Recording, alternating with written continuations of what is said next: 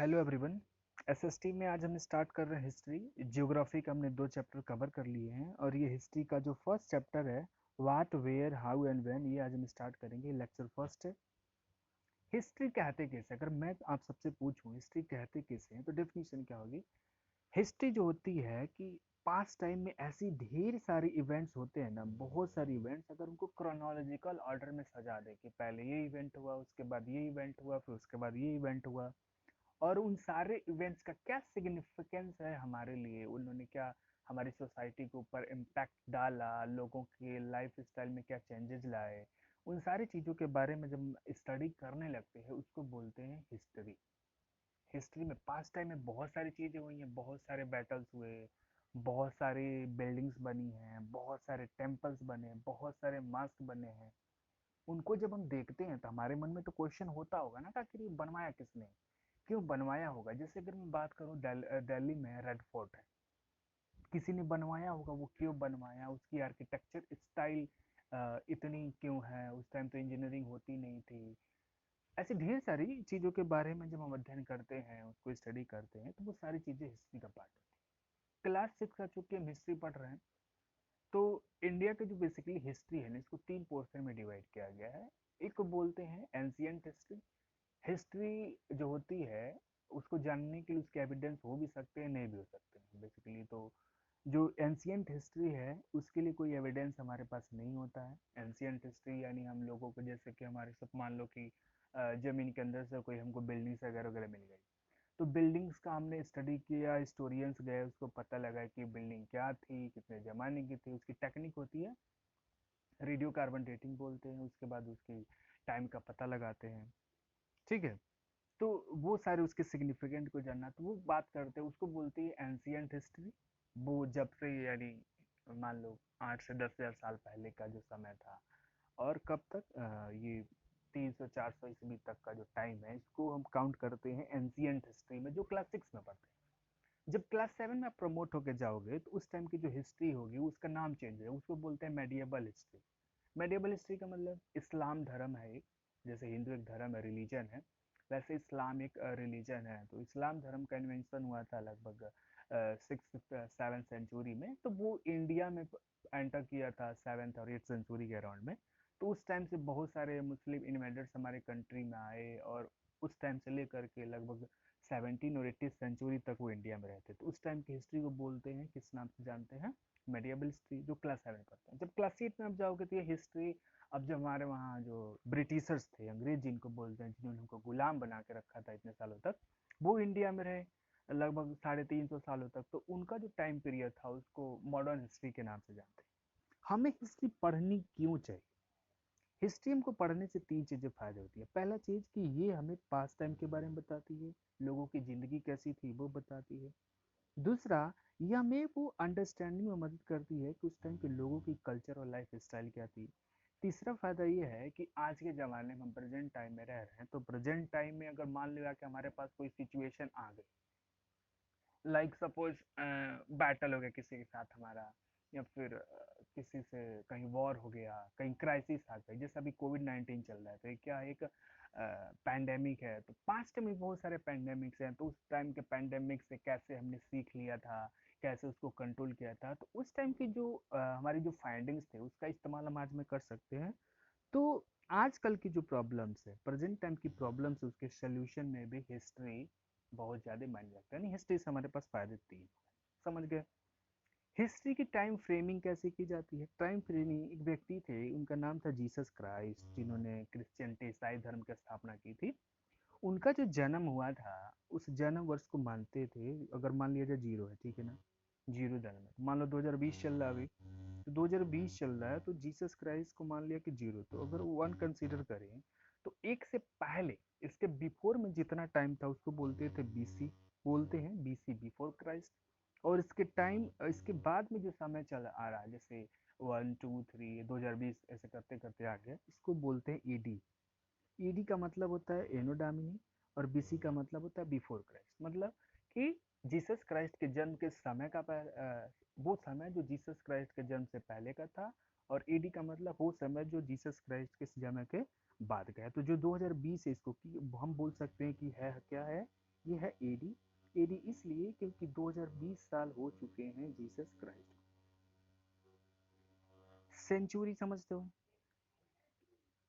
Century का मतलब होता है 100 साल का पीरियड। जिससे 1 घंटे में 60 मिनट होते हैं, वैसे सेंचुरी में जब नाम लिया जाएगा, जैसे 5th सेंचुरी में बोलूँ तो 5th सेंचुरी का मतलब हो गया 400 से लेके 449 तक का जो टाइम पीरियड होगा 100 साल का, इसको बोलेंगे 5th सेंचुरी है। ऐसे बोलूँ अगर 6th सेंचुरी का मतलब 500 से लेके 529 तक का जो 99 तक का जो समय उसको बोलेंगे।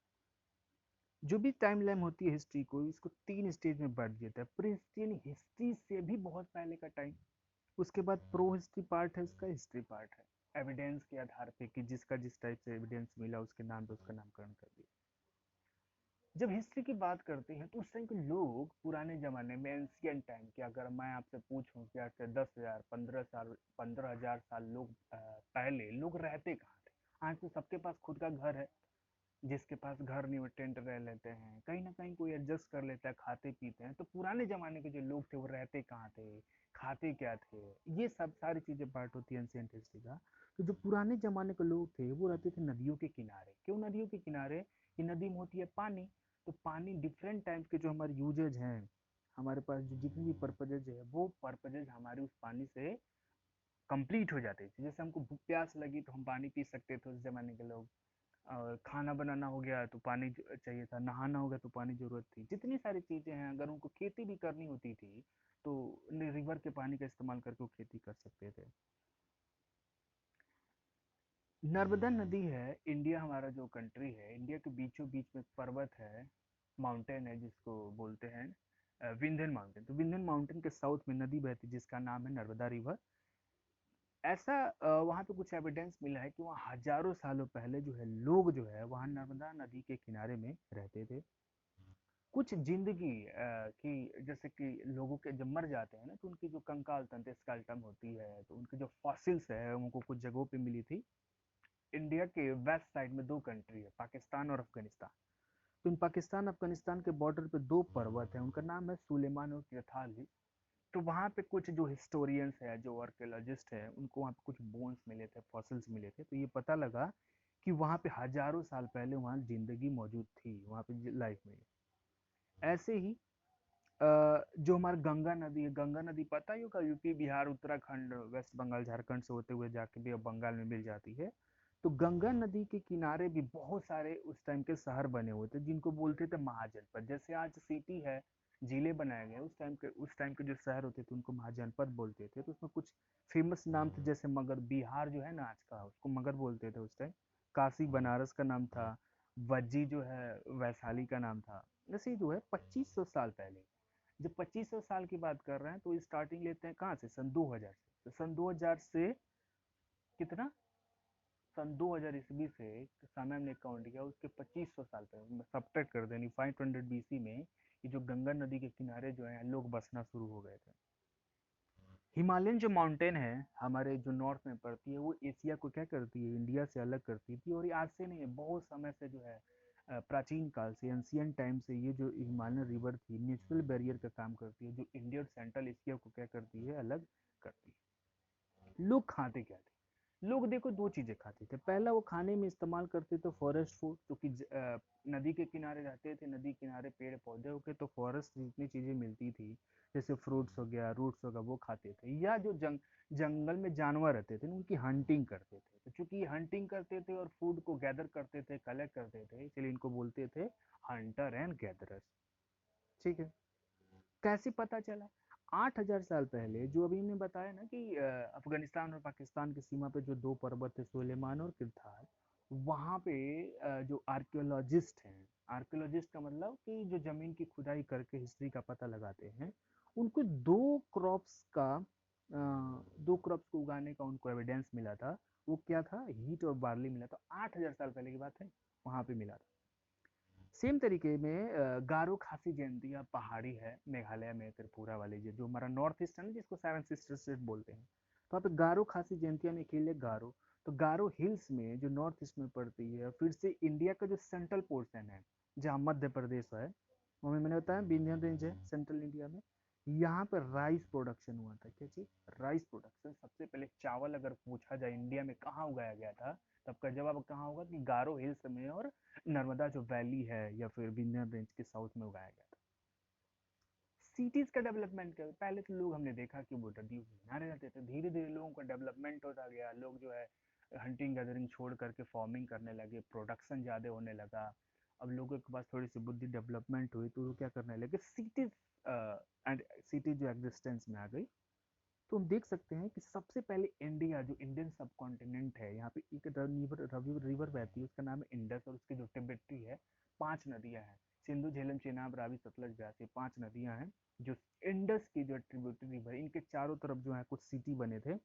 तो अर्लीस्ट सिटी पूरे इंडिया में यहाँ बने, जिसको बोलते हैं हड़प्पा सिटी है, मोहनजोदड़ो सिटी है, आगे वाले चैप्टर्स में पढ़ेंगे। कुछ जो है सिटी डेवलप हुए, जैसे गंगा जो नदी है, गंगा नदी जो अभी मैंने बताया कि यूपी हो गया, बिहार हो गया, झारखंड हो गया, वेस्ट बंगाल हो गया, इस वाले इलाके में उसकी जो सहायक नदी है जैसे सोन, चंबल, यमुना, निमस, यहाँ पे भी लोग जो है बसना शुरू हो गए। यानी पहले इंडिया के वेस्टर्न साइड में सिटी डेवलपमेंट शुरू हुई, और उसके धीरे धीरे वो ईस्ट साइड में बढ़ते गए, जंगलों को काटते गए, घर बना के रहने लगे। उसके बाद में कुछ सिटी जो है जैसे गंगा के साउथ रिवर में बनाई गई, जैसे, और जो सिटी बनती थी उस टाइम उनको बोलते थे महाजनपद। उस जमाने में 16 महाजनपद बहुत ज़्यादा फेमस थे, और उन 16 महाजनपदों में जो सबसे फेमस और सबसे पावरफुल था उसका नाम था मगध। आप यूपी देखते हो ना, यूपी सॉरी, ये जो बिहार है, तो बिहार में जो पटना है उसका नाम था उस टाइम का पाटलिपुत्रा। वो इस मगध जो महाजनपद की राजधानी हुआ करती थी। और यहाँ पे बहुत सारे बड़े बड़े राजा जिनके बारे में आप सम्राट अशोक के बारे में पढ़े होंगे, अ, वो इनकी राजधानी थी। ठीक है, नेक्स्ट वीडियो लेक्चर हम कंटिन्यू करेंगे। नेक्स्ट